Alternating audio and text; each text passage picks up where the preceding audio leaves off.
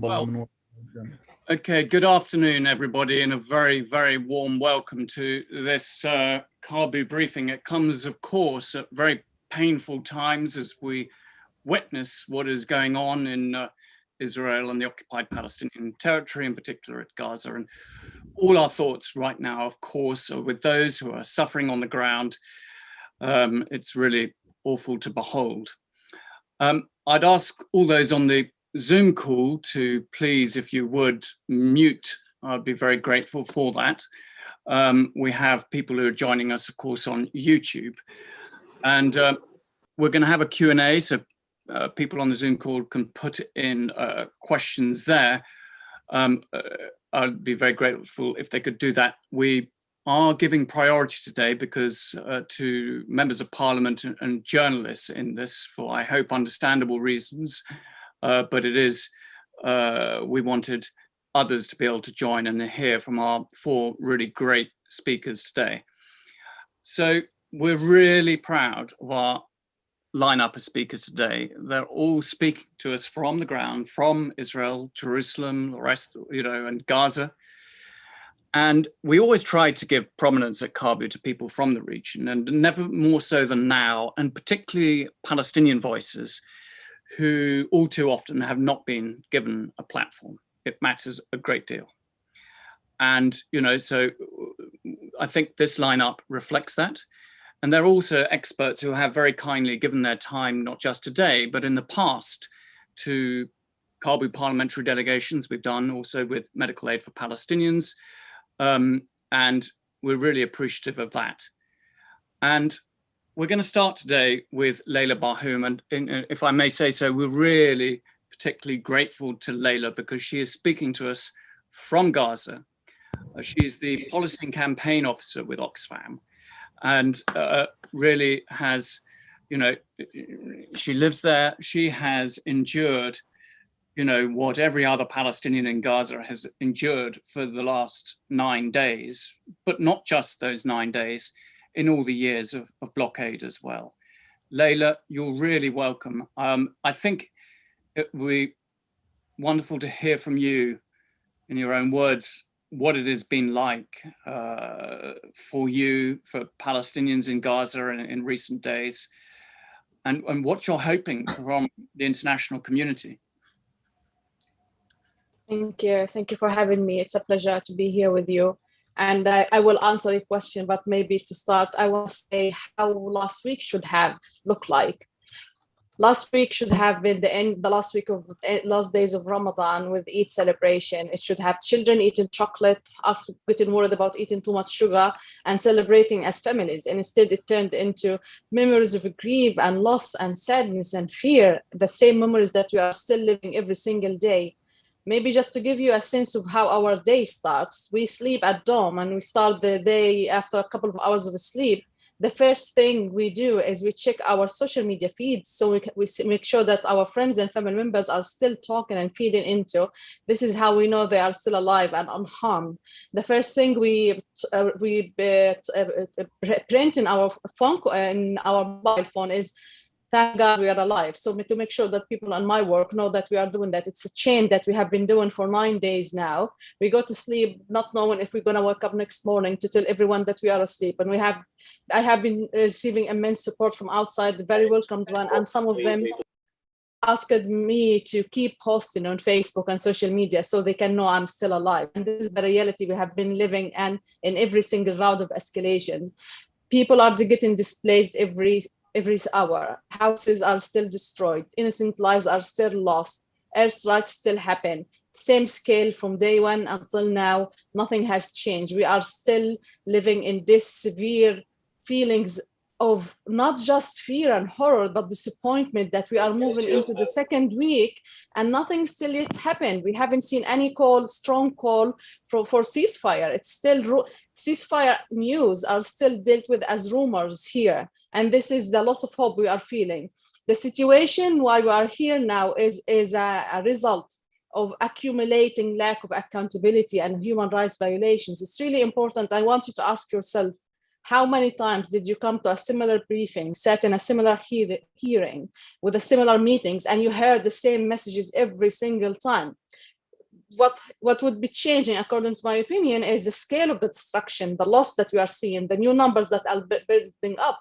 The root causes remain the same. And until we really address the root causes of the situation, we're going to be years and years doing the same thing. If social media and Zoom existed 20 years or 14 years ago, we would have been still talking about the situation. So my word to the international community is now we need to have a ceasefire, because every single hour without ceasefire means people will be killed, innocent people will be killed. And then we need to really address the root causes of the situation. And I want you to think about actions when we talk about, and I want to specifically focus on two things here.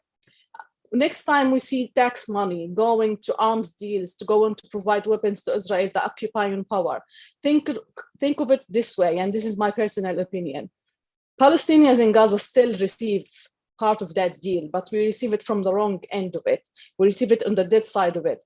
Think about any money that goes to the arms deals, that it goes to us eventually. It goes also to projects that are where aid money is invested in Area C, in West Jerusalem and Gaza.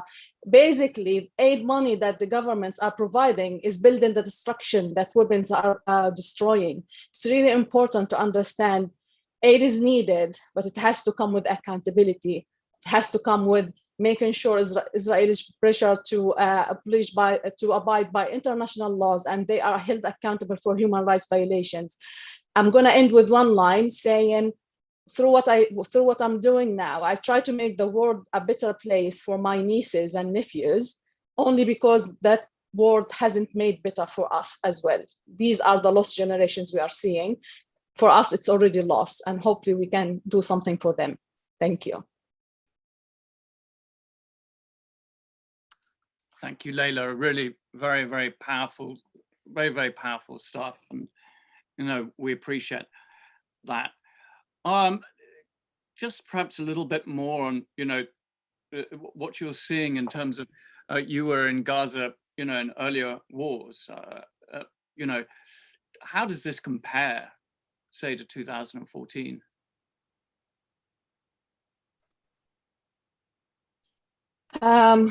Everyone says what is happening now is worse than 2014. So 2014 was really horrible. We are until now hold the scars and the feelings of what happened in 2014.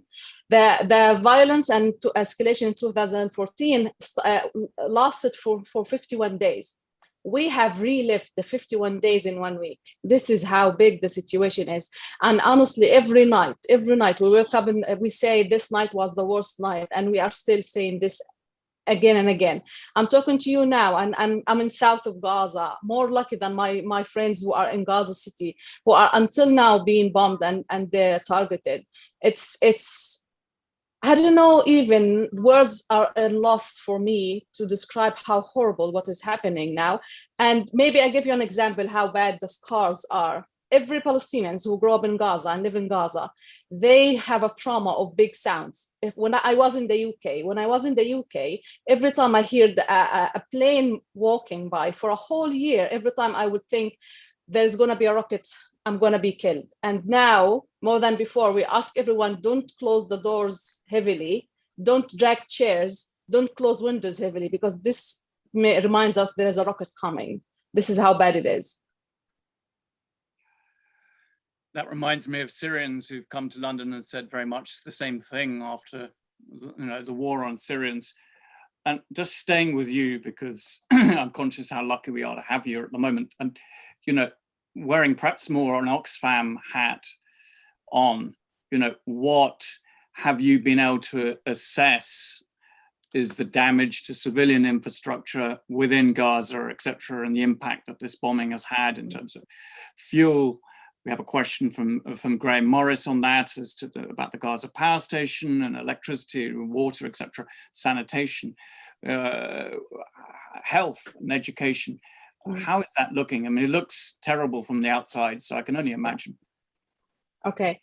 Definitely important question, and it's very important to understand that the situation before the last 10 days wasn't really up to the minimum needs of what people in Gaza need. Gaza's only power plant hasn't really been functioning fully for years now. We have, for the last 14 years, only receiving an average from 8 to 12 hours of electricity. And this depends deeply on fuel provision that comes through Israel, sometimes through Egypt, but mainly through Israel. Now think about that. Israel controls the main crossing points for goods and people movement in Gaza. And the one thing, the first action that is taken by the government of Israel when there is any round of escalation or instability is to close these borders. This means there is no access to fuel or food or medicine, which we have always have for years, have a shortage in. What we are seeing now as a shortage is an accumulation for the needs that is for such increased needs, especially for health assistance. We are seeing closure of the borders now. It's partially opening, but we are not seeing enough getting inside Gaza. And also important to understand that people accessibility to these services are affected. They are displaced or feel unsafe to go outside to reach assistance. Oxfam as a humanitarian organization cannot work at the current circumstances. It's too dangerous to work and provide assistance. And it's really frustrating because the one thing we want to do now is to assist people who are in need. Roads have been targeted. And I see my personal analysis that lots of infrastructure, especially the roads infrastructure, has been targeted, and lots of economic institutions has been targeted. Even the local media talks about targeting main roads to the biggest hospital in Gaza Strip, and this affects ambulances who needs to reach for with the people who are injured there. And also important to understand what is that Gaza is a very highly dense place. It's the most dense place in the whole planet.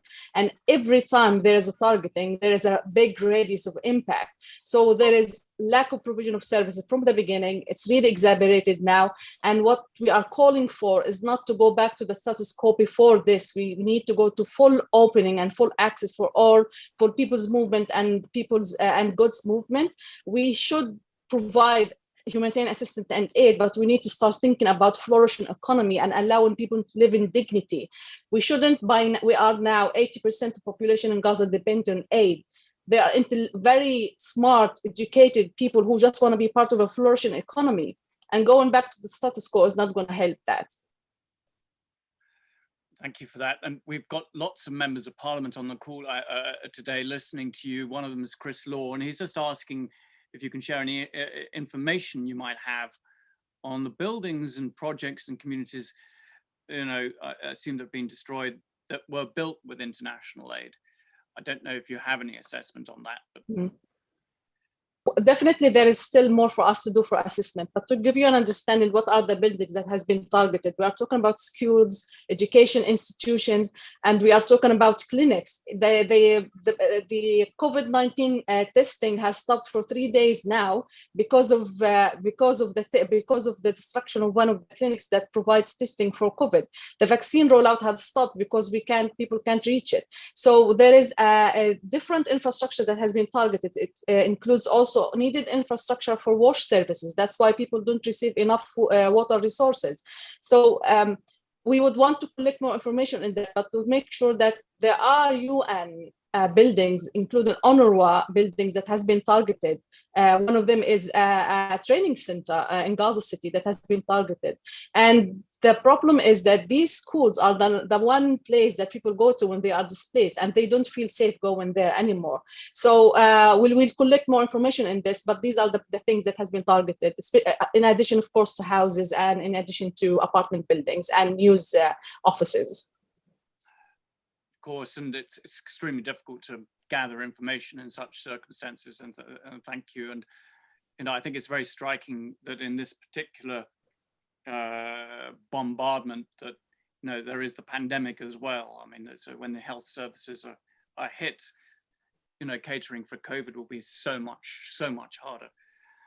Laila, thank you. Do please stay with us. I hope that you'll be able to stay online, and we're going to shift over to Jerusalem, where we're going to speak now to Inès Abdel Razek.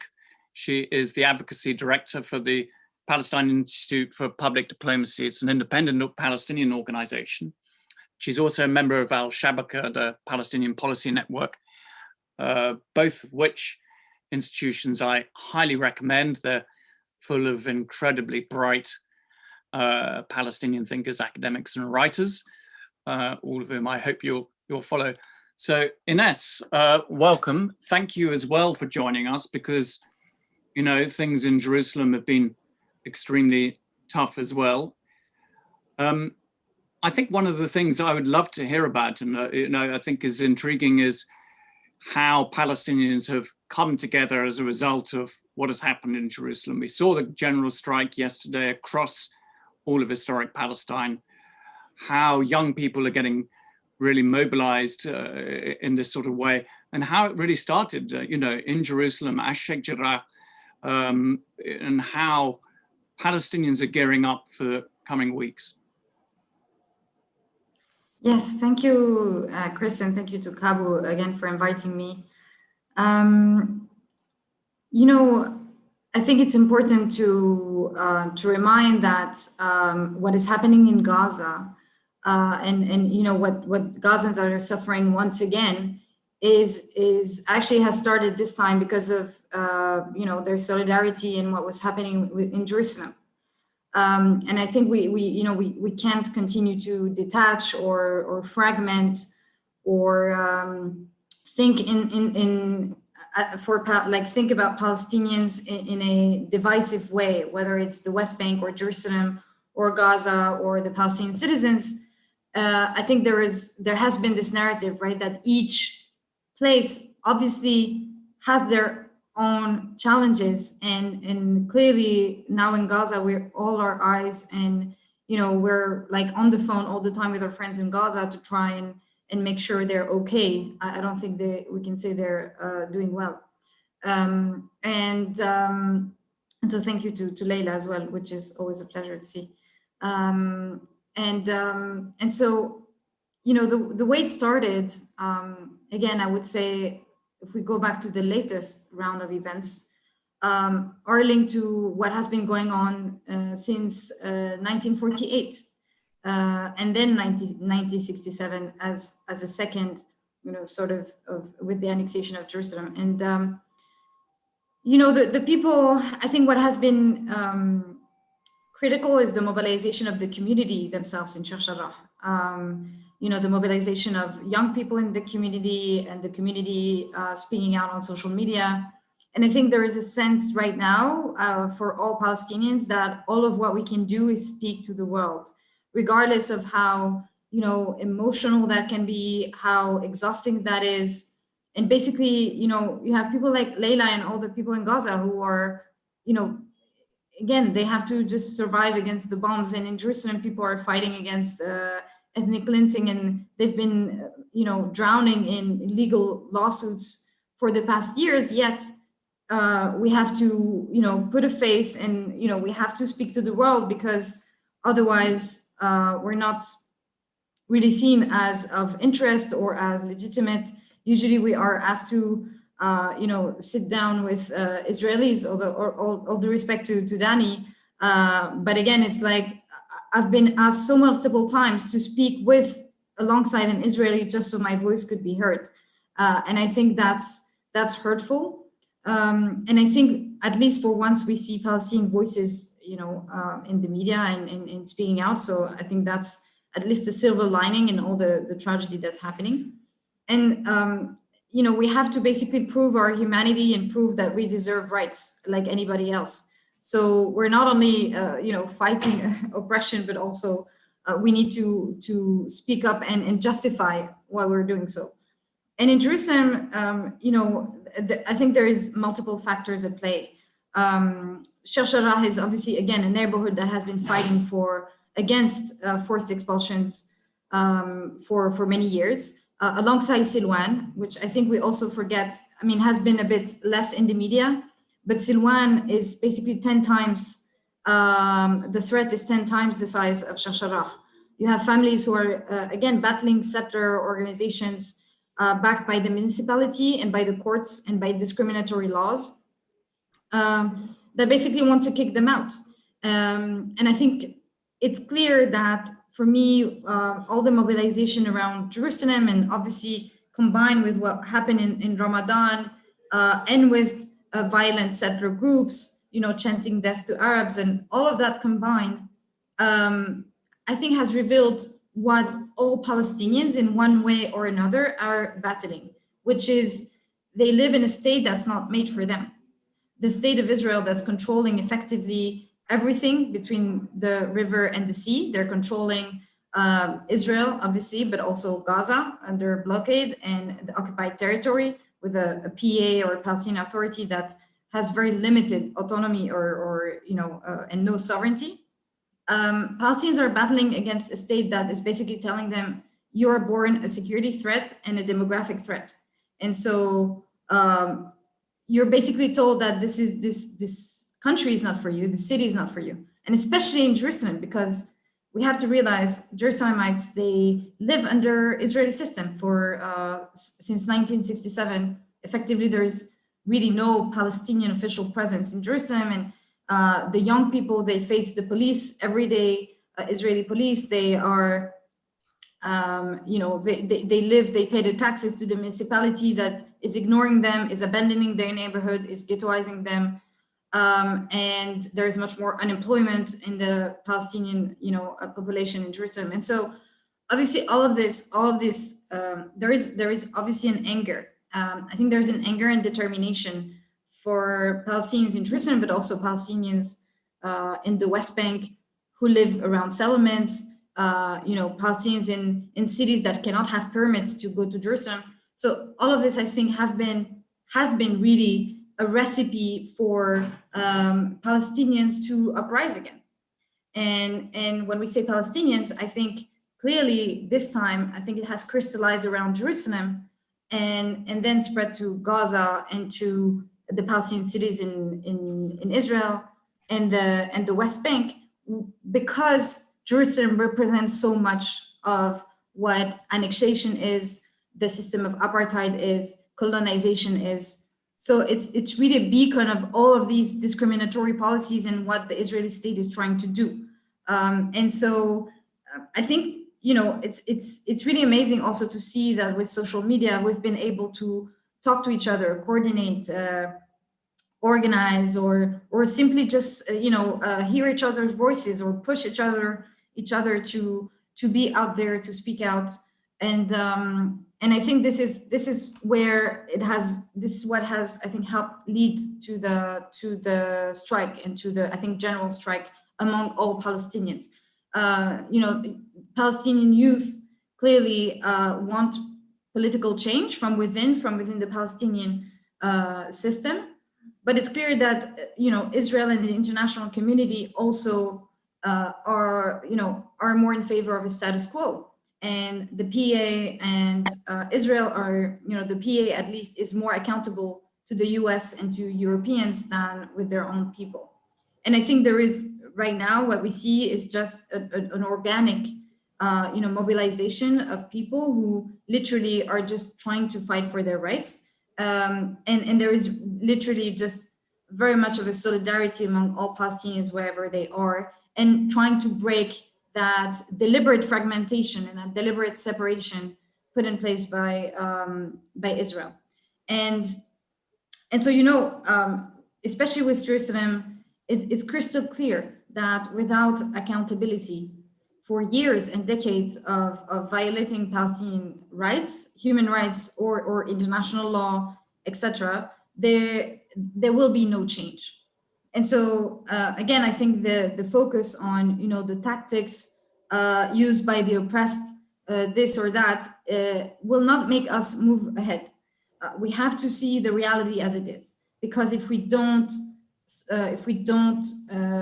end the cognitive dissonance that exists between the political discourse around this being just two sides, tit for tat, people who need to just go around the table and negotiate, and with the reality on the ground, with the reality that's completely different from that, we won't move ahead. And so I will echo Laila in saying that clearly Palestinians are looking outside as well, because there is an impact. It's about complicity. It's about ending the complicity of third states, and actually third states complying with their responsibility under international law to stop aiding a regime. We're talking, it's not, we shouldn't essentialize this. It's not Jews versus Muslims. It's not Israelis versus Palestinians for who they are. Yes, religion clearly has invited itself.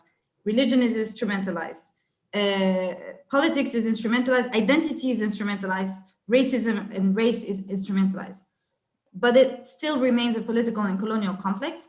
And so we need to choose between supporting apartheid and colonization or supporting justice and rights. And I think this is where the fault line should be. And for that, clearly there is a need to stop taxpayer going to anywhere indirectly or directly to settlements, whether it's in corporation programs or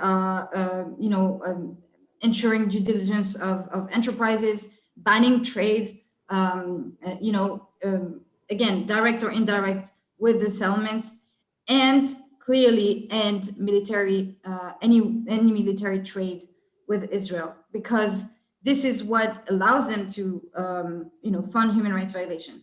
And I'll end by saying, also echoing what Laila said, saying that we've been there. Our parents have been there. My dad was working with the PLO, and I know he's had like these conversations over and over again, probably with some of you and your predecessors. So where do we go from now? We saw in 2009 with the war, and the bombing campaign in Gaza, the international community again came to the rescue with billions to reconstruct Gaza and avoid, talking about the political change that needed to happen. Do you want again to be paying billions of dollars or pounds to build what Israel has destroyed? And it's not only in Gaza, it's obviously all the demolitions that are happening in Area C and the ethnic cleansing progressively also happening in Area C. So the question is, instead of spending billions without any political solution, I think it's really time to look at what political pressure needs to happen so things change in the longer term. Thank you. Inès, thank you very much. And particularly struck by that issue of fragmentation. We'll be coming to Sami Abu Shehadeh in a minute. We can talk about his perspectives perhaps on that. But I'm going to turn in a moment to my friend Daniel Seidemann. But just to say, we also have on the call today some elected politicians from other European countries, and it's good to see Senator Frances Black with us today, and she's made a comment in support of Laila in Gaza and everyone in Gaza as well.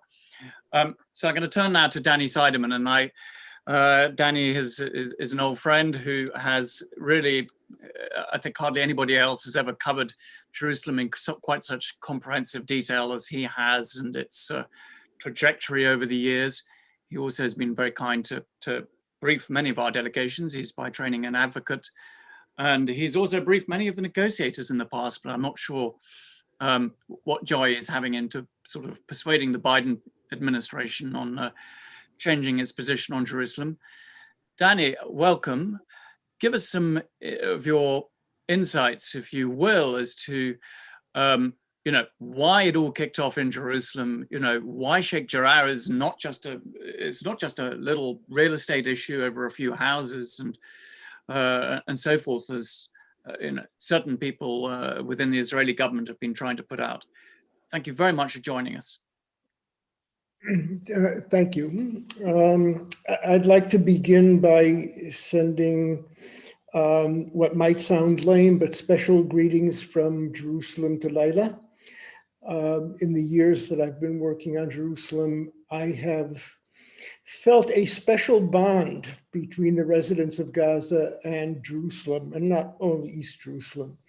And perhaps it's the fact that you are denied access to a city that belongs to you as much as it belongs to me.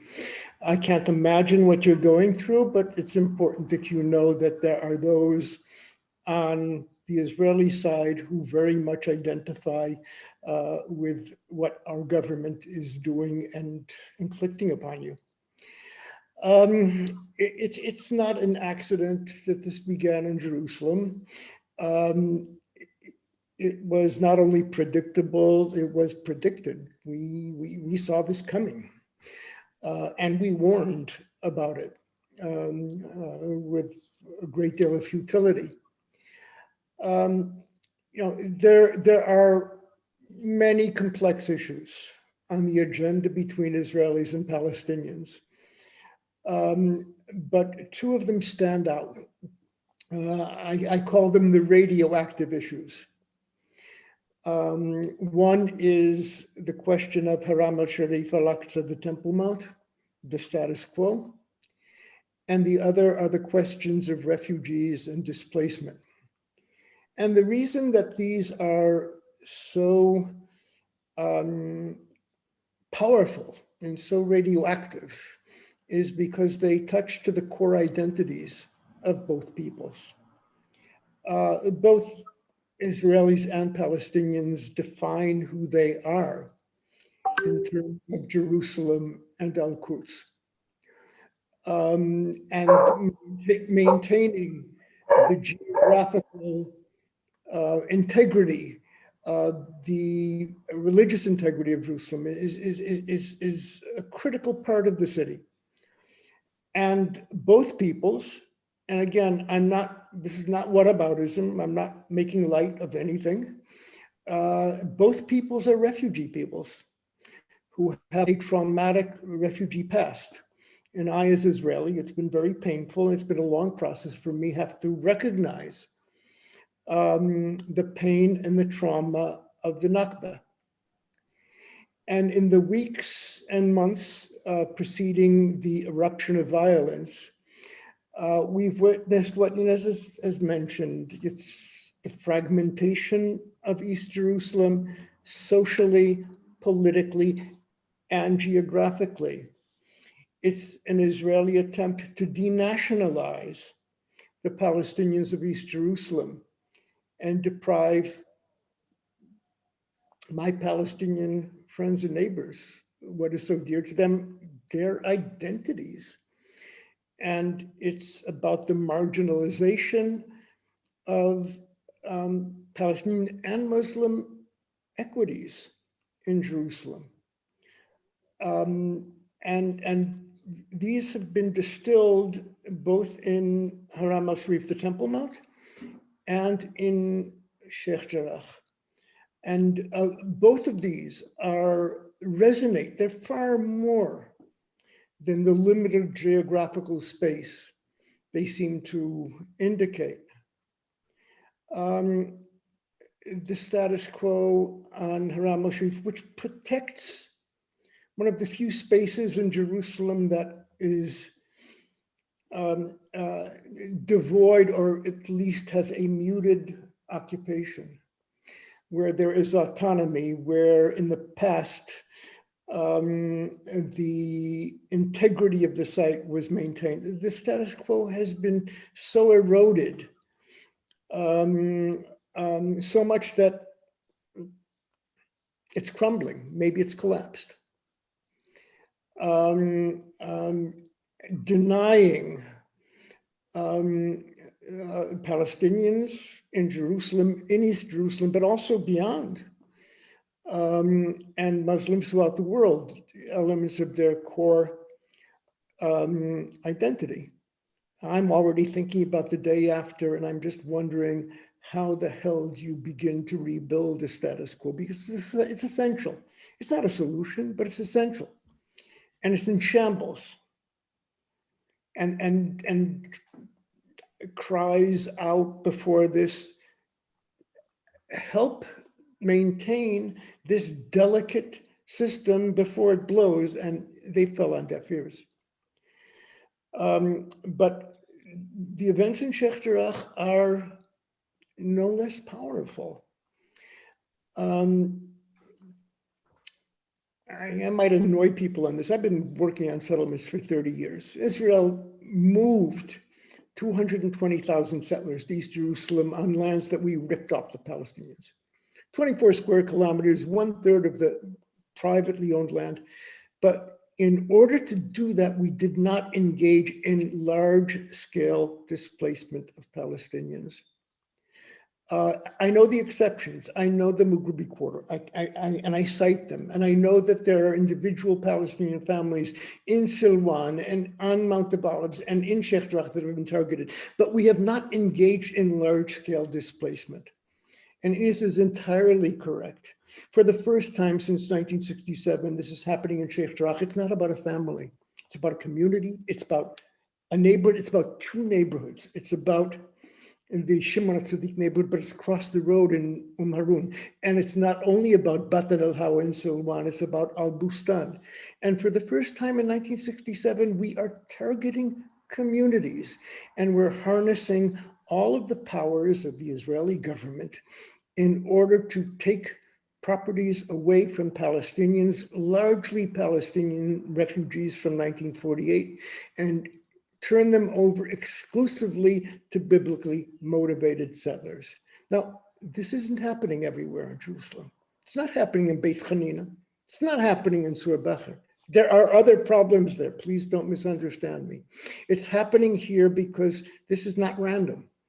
It is an attempt to ring or to encircle the old city geographically. With a circle of biblically motivated settlements, and to radically transform the nature of Jerusalem. My Jerusalem, there are two peoples, and your equities equal mine. There are three religions, and the equities of each are sacred and need to be protected. And what we're watching undermines the integrity of the city.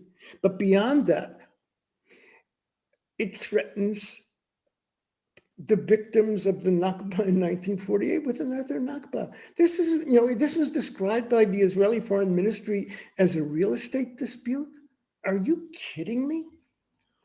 This is about the ability of Palestinians with whom I share this city. That is not a curse for me, it's a blessing. It's about their ability to live their lives in the only homes they've known without the threat of becoming refugees again. And when you take the radioactivity of Al-Aqsa and Haram al-Sharif in the Temple Mount, and the threat of additional displacement, it's an act of nuclear fusion. And it is not at all surprising that that caused an eruption. There will be a ceasefire. I'm not making light of this. I want the ceasefire yesterday. I wish this never happened. But there will be a day after, and we will be confronting, all of us who seek to end occupation and aspire to see both peoples live in freedom, we will be confronting an earth that is more scorched than ever before. We will be starting from the beginning. There are things to work with. I think, in terms of Palestinian solidarity and change in public opinion, but here on the ground, it's scorched earth. And it's not too soon to begin to think how we begin to rebuild. And rebuilding begins by the reestablishment of a credible status quo, protecting the Muslim and Palestinian and Arab equities on the Temple Mount. And it begins by preventing any evictions, not in Silwan, not in Bat al-Hawa, not in Sheikh Jarrah. These things have to stop. So it's not too early to start thinking about that. Danny, thank you very much. That's really powerful, and says something when you're the first person, I think, to raise the Nakba, but it is, a lot of Palestinians are talking about another, the Nakba continuing into a new phase.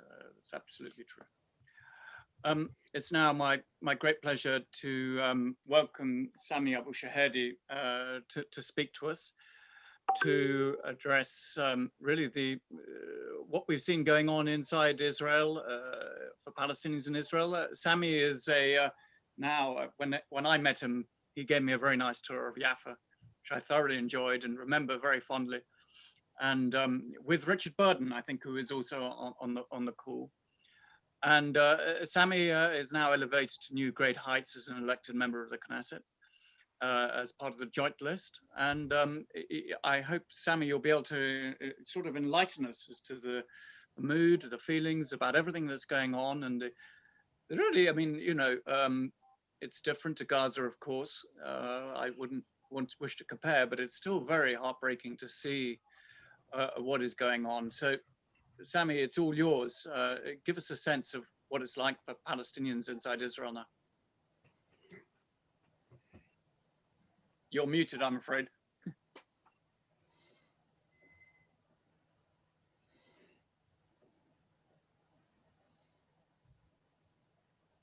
Okay, now it's better. Can you hear me? We can. Okay, Chris, first of all, thank you. Thank you for the invitation. Thank you for this important talk. It's really hard to talk about what's happening within the state of Israel, within the Green Line, after hearing Laila from Gaza and Inès and Dani from Jerusalem. I would like to bring you a little bit more into the complexity of what's happening inside the Green Line for the Arab Palestinian citizens who are nearly 20% of the population in Israel. But before I say anything, I would like to tell a few personal things. First of all, you mentioned the Nakba now, and we are now commemorating the 73 years of the Nakba. And everything becomes more related when we are talking about, you know, the people who are living in Gaza. A lot of them are our families. Because of the Nakba, a lot of the Jaffa refugees, those who went south, found themselves in Gaza. So when the state, which we are living as citizens in, is killing our people in Gaza, it's actually killing our families. Now, and one of the biggest challenges for us is that the Israeli state does not acknowledge our national identity. And then we have to explain every time to everything in the state, including the Jewish people, the majority of the citizens inside the state, that we are part of the Palestinian people.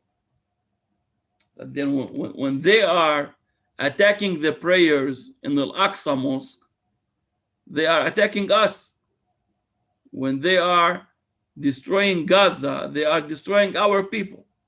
We have every time to explain this again and again because of the racist system in Israel that prevents everyone to know that we are part of the Palestinian people. They do not acknowledge our Palestinian national identity. Now, we should remind ourselves, probably everybody knows, that we are in this round of aggression and violence towards the Palestinians all over historical Palestine because there's a criminal prime minister in Israel. His name is Benjamin Netanyahu. He felt that he was losing power. He had a feeling that Yair Lapid and Bennett might be building the new government. And for that, he led all this escalation. All the things that we have seen in Bab al-Amud, or in Al-Aqsa Mosque, or in other parts of Jerusalem, there was no need for all that. Netanyahu knew exactly what he was doing. As one of the old Israeli prime minister, Ehud Olmert, wrote in an article 2 weeks before this escalation that this is what Netanyahu is going to do. In order to prevent anyone else to build a government, he led us into this crazy, unhuman round of violence, starting in Jerusalem and then passing to Gaza. I will concentrate, of course, my talk on what's happening with Palestinians inside Israel, and I will concentrate more my talk on what is called mixed cities in Israel, because there are a few very important things I think most of the world did not hear about, which people should know what's going on. Now, I am talking about 20% of the population who are considered Israeli citizens. According to the Israeli law, after they occupied us, they gave us citizenship. Now, we are citizens of Israel. and our state was killing and destroying our people and attacking our prayers in Al-Aqsa Mosque and our families in Sheikh Jarrah. Part of the people in Sheikh Jarrah are from Jaffa, refugees from Jaffa expelled in 1948. And they are now being chased again and again. So all this made the people, the Palestinian people, do their basic human duty, go out in the streets and shout against all this aggression, which was on all of our people all over. Now, the first thing that was happening is that we were attacked by the Israeli police in all the demonstrations. This is something people should know. The Israeli police do not deal with us as Israeli citizens. He deals with us as enemies because we are not Jewish. It's a racist system, part of the big racist system which is built by the colonial project in Palestine, the Zionist project. And all the police and security services dealt with us as enemies. They were using too much violence in everything. They wanted to stop all the demonstrations, so they used tear gas bombs, they used this kind of bombs that makes huge noises, they used rubber bullets. Now we are having maybe more than 1,000 people that were shot by the Israeli police in demonstrations. A lot of them are children. I visited people who were shot by the Israeli police who are 10 years old, 12 years old. Now, there's a very big project happening in what is called mixed cities in Israel. Most of the people don't know. 90% of the population within the state of Israel lives on racial separation, Arabs alone and Jews alone. There is 10% who lives in what is called mixed cities, areas like Jaffa, Haifa, Akka, Lid, and Ramla. Now, this 10% are living Jews and Arabs alone, but they are also separated in the education system, separated in the army. So there is also separation within the mixed cities. Since the disengagement process from Gaza, there was a big project for the settlers who were living in the West Bank to build settlements inside these mixed cities in Lod, Ramle, Jaffa, Haifa, and Akka. Now, when all this aggression started against us and we were attacked by the Israeli police and security services, the settlers who are living within the mixed cities were not satisfied with the fact that the police was only using rubber bullets. They said you should be killing Palestinians because we were demonstrating against the killing of our people. Few very important things happened. First of all, they started organizing groups of settlers from the West Bank coming in buses to our cities to attack Arabs. Buses full of settlers passing from the West Bank to within the state, to Akka, to Lod, to Jaffa, organized by the social media on the Telegram groups, WhatsApp groups, in order to come and attack Arabs. It's really hard to imagine this, but in 2021, these settlers were passing with sprays in order to put marks on the doors of Arabs in order to know whom to attack at night. Sami, How did you know that they were settlers from the West Bank? I saw the story, but they are dressed. The national Jewish groups are dressed in a certain way that you can see them. But we saw the chats. We saw the chats on WhatsApp. We saw the chats on the Telegram.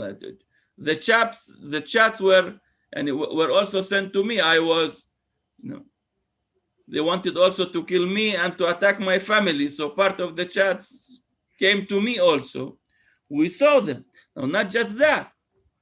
In a city like Lod, Chris, central city, mixed city, the head of the municipality, Yair Revivo, allowed the coming settlers from the West Bank to use the buildings of the municipality to park their buses and to get trained and organized in order to go and attack Arabs. Musa Hassoune, young man from Lod, young Arab man from Lod, was shot after he finished a demonstration by a settler in the city of Lod. After a few days that he was arrested, the Minister of Public Security, Amir Okhana, tweeted that he sees these settlers as a completing force for the police, and if it was left to him, this killer will be outside prison. People were supported by all the Israeli ministers nearly. But Benjamin Netanyahu himself came a few times to support these settlers and their acts in the city of Lod. In my city in Jaffa, people were attacked in their homes. They destroyed a lot of Arab businesses in Bat Yam, adjacent city to Jaffa, and they continued to come to attack Arab and property and people within these cities. Most of these attacks were accompanied by police force. They were not alone. They were not left alone. We were attacked by these settlers, and the police was joining them on these attacks. Part of the videos shows that they were throwing stones while they were sitting, they were standing in a center of a police group. The last thing I want to talk about, Chris, is that we were not attacked only by Israel police forces and settlers. Regular people, our neighbors, Jewish neighbors, living within the mixed cities, joined the settlers and the police. 2 days ago, I was in Ramle. One of the Arab citizens of Ramle stopped and told me that he's living in a mixed neighborhood in Ramle. His 17 years old boy was stabbed by his Jewish neighbors as part of what they were doing for the Arab community in Ramle. After all this crazy racist attacks, we see only that the Arabs were detained while they were defending themselves. Now they are detained, arrested. Only against them we have trials. People were attacked by the settlers and the fascist groups from within the state of Israel, and they are being attacked. The Jewish settler who killed Musa Hassoune in Lod was released. The students of Ben Gurion University, Arab Palestinian students of Ben Gurion University that were attacked by different fascist racist Jewish groups are being arrested. For this, I sent a letter for Dr. Michelle Bachelet for the UN to ask for international security, for international help in order to keep ourselves. I was doing an interview 2 days ago with a journalist from the Le Monde, and he was shocked that someone living within the state of Israel needs international help. He is right to be shocked. This is one of the most powerful states all over the world. In a normal situation, I should not be needing help from abroad. The police should be defending me. But this is not what's happening in Israel. We were attacked by the police and the security services, with the settlers, with also joining them our neighbors. They put us in a very complicated situation. This is why I think that we, the Palestinians in Israel, should be fighting now for international help in order to prevent such acts from happening in the future. We don't have an army that can defend us. The Israeli politicians are totally racist towards us. Like their police, they deal with us as enemies. We cannot count on them on basic things that got to do with our safety and security. Hundreds of people were injured by the Israeli police and the settlers within the mixed cities. Musa Hassouni were killed. Few of his friends were injured. A lot of other people were injured inside the mixed cities. We see this as a very dangerous situation because these settlers are being supported by the Israeli state and by the Israeli society. So this is why we think that it's very important to help us in our new struggle to go for international security and international defense for the Arab Palestinian minority living within the state of Israel. I will stop here, and if there are any questions, I will address it during the questions. Thank you for your patience. No, thank you very much, Sami. I think it was very powerful the way you managed to connect, Jaffa with refugees from Jaffa that are in Gaza and also the ones in Sheikh Jarrah, which I think reinforces the issue of unity of the Palestinians in the way that all the stories are linked in way is going forward. Now, I've got a question from Liam Byrne, and Liam's asking, what does the panel think should be the priorities of UK parliamentarians in order to help? Let's go with you, Sami, to ask you on that one. We heard a little bit from Laila on her views, but what would you like to see UK parliamentarians do? First of all, I would like to join Laila. First of all, we want this crazy attack, this barbaric attack on Gaza to stop. This is first of all. We want to have ceasefire now. Every hour it's coming later. It's another too many people killed and too many destruction. We want a ceasefire now. This is first of all. Second, we would really much appreciate that the British embassy will start seeing the Palestinian minority who are living within the state of Israel. We'll start dealing with our leadership within the state of Israel. We'll start writing reports on all the racist policies we are suffering from. This is not the first thing that we are having problems with. We are suffering from racism and discrimination in all fields of life. And we are proposing a different situation, by the way. We are proposing a different solution, which is better for everyone, to make Israel a normal democracy. We want this state to stop being the state of the Jewish people, which is ignoring totally our existence. And we only want to make it a normal democracy, which is based on justice, equality for all the people who are living here. We need their help, we need their support, and we need also their help to bring our voice louder in all the claims, in all of our struggle for international security and defense for the Arab Palestinian minority within Israel. Thank you. Thank you, Chris. Thank you, Sami. Danny, was there something that you feel that British parliamentarians should be focusing on? What should be their action from your perspective? I've probably worked with every government of the UK since May 1, 1997. And I can tell you that the UK, when it's in good form, punches above its weight. And nobody competes with the knowledge, expertise, and integrity of the folks at the FCO. They need to be unleashed. We are witnessing a sea change in public opinion in the United States, in Europe. There is a greater attentiveness to Palestinian rights, not Palestinian plight, Palestinian rights. Inès alluded to this. There's a greater attentiveness to Palestinian voices.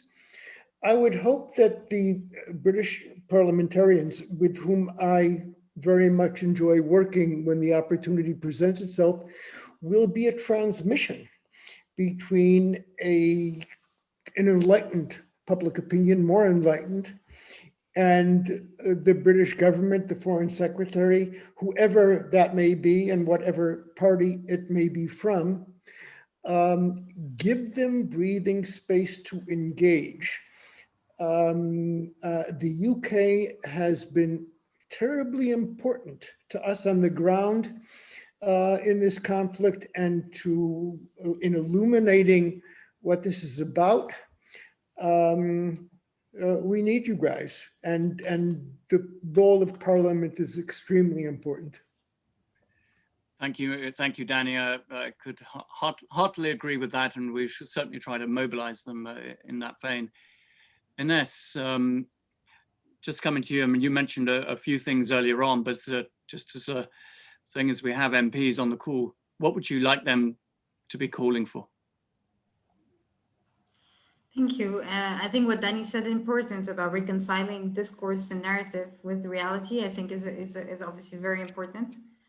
Second is accountability and sanctions. You know, there is a petition already circulating with 400,000 signatures to call for sanctions, including, banning trade and arms trade. I think it's time to have those debates. We might not get, where I'm not naive, but I think this is where the energy should be put. I know that some energy is being put towards recognizing the state of Palestine. I think this is a symbolic thing that won't, unfortunately, change whatever Israel policy is. Sweden has recognized Palestine. It hasn't really changed anything, unfortunately. So I think it's really accountability and action that's needed rather than declaratory principles at this stage. So thank you very much. Thank you, Inès. And last, but very, very definitely not least, back to Laila in Gaza. And I think we started with you, and we're going to be, finishing with you on this. What appeal would you make to British and indeed other European politicians that they should be doing? Thank you. And just to build on what Danny and Inès and Sami have already mentioned, and it's really important to understand there's an environment that allowed impunity, that allowed Israel to continue what they are doing, the violations they have been committing for years and years. It's time to take a step back and look into this environment, how the UK government has contributed to this impunity among any other governments, to take away this context and put it in a different context, see if this same environment would have allowed other states to continue these violations. It's really important to understand this, because this is where we are losing as Palestinians. We are losing our life for this impunity, for lack of accountability, lack of justice. And it's building to our feeling of disappointment and injustice that has been for years and years. And finally, I want you as MPs and other respected organizations is to think about, if I want to go to Gaza, can I do that or not? We have been struggling, and I'm sure Caabu can assist in that we have been struggling to get MPs to Gaza. Ask yourself, why can't you go to Gaza? Why can't you just come, see what is happening, talk to us? I'm giving you an invitation as Oxfam and as Palestinian. Do please try and come to Gaza, first to prove a point if you can or not, and second, and this is up to the government of Israel, and second is to welcome you and show you what is happening, but also the other side of what is missing for Palestinians in Gaza. Thank you so much for this opportunity. Thank you so much, Laila, and thank you to all the speakers. I would say on the issue of Gaza, we as Caabu, and we arranged these parliamentary delegations, and we had you, Laila, virtually to a delegation with, MPs recently. Are extremely keen to go to Gaza, to see what is happening, etc., to look at solutions. And, it's extremely unfortunate that we have not been able to do that now for many, many years. And it's not just us. Amnesty International, for example, have not been able to go into Gaza since 2012. Human Rights Watch have had, their Israel-Palestine head kicked out, so they cannot get into Gaza, and we are seeing really the lack of access is actually, in my view, actually contributing to the lack of accountability that you've mentioned. So we've heard some very powerful messages from our speakers today about that need for accountability, for the ceasefire, for trying to engage with British officials, to engage with the Palestinian citizens of Israel. I think that's very important what Sami said. And, to hold Israel to account, through Inès was calling for sanctions, actions against settlement products and the arms trade. I think these are all very valid. it remains for me to thank everybody for attending, to listening today, to our speakers, obviously. And for those who haven't, please do write to your members of parliament. Some of them are on this call, perhaps. Write to the Prime Minister and Foreign Secretary, anybody that you can influence. I'm sure you'll do it in a manner that is polite but effective, because I think we all want to see this horror ended, and the underlying causes that our speakers have talked about today addressed in a way that it was never addressed back in 2014, 12, 8, 9, 6, and the other major escalations in violence that we have seen. Thank you, everyone, and do please stay safe. Greetings, Laila, and to everyone in Gaza, our thoughts and solidarity are with you. Thank you. Thank you. Thank you. Bye-bye. Thank you all. Thank you, Sami. Thank you, Danny, Inès, Laila. Thank you very much. Thank you.